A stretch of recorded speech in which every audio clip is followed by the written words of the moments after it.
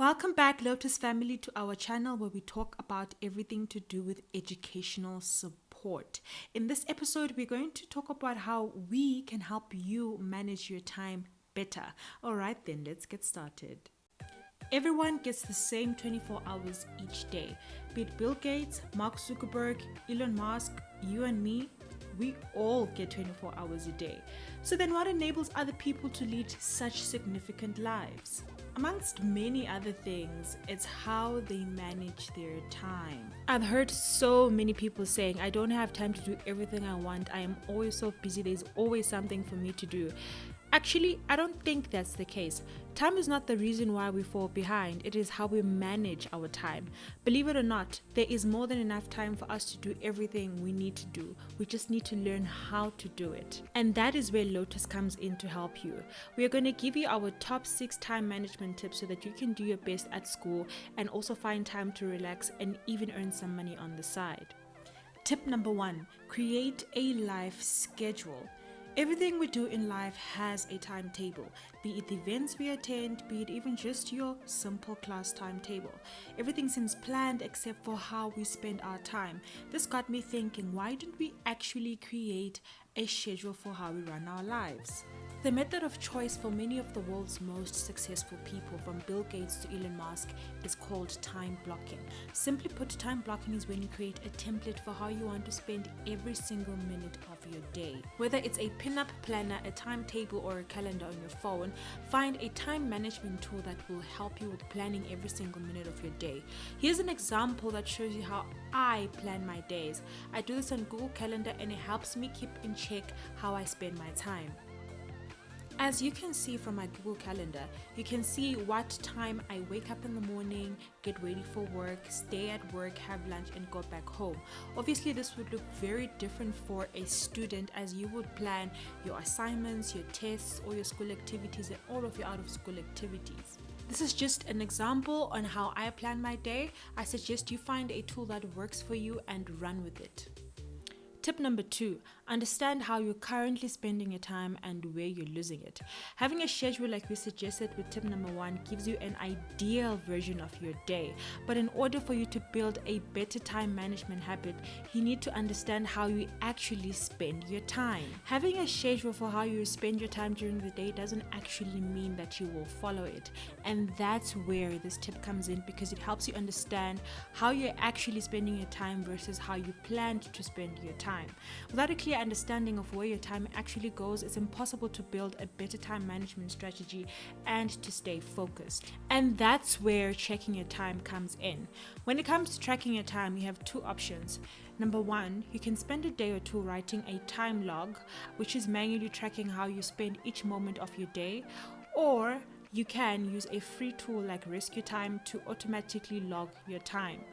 The same way a person on a diet needs to track their food intake to see where they're sabotaging themselves, you need to know what you're losing your time to and when you're losing your time to the wrong things. Installing an app like Rescue Time can really help you with this, because you'll get a clear breakdown of what apps, websites, and tools you use each day, organized by the categories and the productivity score. This should really give you a head start and help you understand how you want to spend your time versus how you actually spend your time. There are a lot of ways to do this. This is just one of many ways that I have shown you guys, and I'm opening up the platform for you guys to actually have a conversation about this. If you have suggestions on how we can help each other to track time better, leave your comments down below on the comments tab, and I'll be happy to read your comments, and everyone else who gets a chance to watch this will be able to read the comments. Tip number 3, beware of the planning fallacy. In other words, you probably need more time than you think. When you start to schedule your tasks throughout your day, it's easy to become overly optimistic about how much time you need to get things done. Psychologists even have a name for this. It's called the planning fallacy. This is harmful for your time management for a number of reasons. Number 1, you're most likely to get stressed when tasks take longer than anticipated. Number 2, your schedule gets pushed back to compensate for the extra time you spend. Number 3, you might take on too much thinking you have more time than you actually do. To counteract the planning fallacy, work a buffer into your schedule based on your familiarity with the task. If it's something you've done before, give yourself 1 to 1.5 times the time you think it will take. If it's something new, give yourself double the time or more. An example of this is if you have maths homework and you're struggling a little bit with it, then you might as well give yourself double the time to do it. If you think it's going to take you about an hour to get the work done, put it in your schedule as 2 hours to get the work done. In that way, you are playing it safe. Tip number 4, learn how to prioritize. The first stage of improving your time management is to list absolutely everything you have to do. This may sound very obvious, but speaking from experience, most students tend to leave important tasks until the last minute. This can really impact on the quality of their work and their overall grades. So how can we actually solve this problem? Imagine sorting a to-do list into a 4-quadrant chart.